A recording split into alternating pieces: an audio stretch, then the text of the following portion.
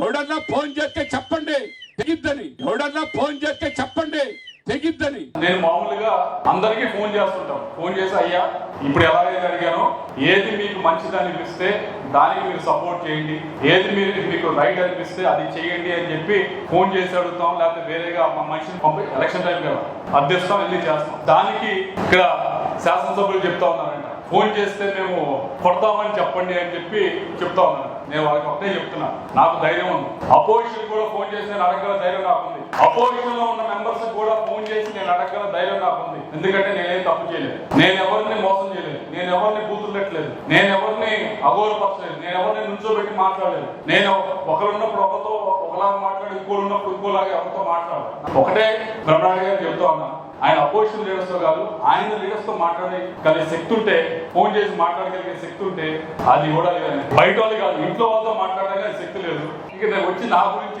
మాట్లాడేది పక్కా మాట్లాడతాను. అవతల పార్టీ వాళ్ళతో మాట్లాడుతున్నా మాట్లాడే హక్కు నాకు, అడిగే హక్కు నాకు ఉంది. నేను మంచి చేశాను ఈ ప్రాంతానికి. నేను 5 సంవత్సరాలు నేను ఏ అవినీతి చేయలేదు, అన్ని సమయాలు అందుబాటులో ఉన్నాను, అందరికి అందుబాటులో ఉన్నాను. కాబట్టి నాకు అడిగే హక్కు ఉంది, ప్రతి ఒక్కరిని అడిగే హక్కు. కాబట్టి సరే పరుషంగా మాట్లాడేదంటే అంత దిగజారి మనం మాట్లాడాల్సిన అవసరం లేదు. కరెక్ట్ మనిషి దొరికేవయ్యా.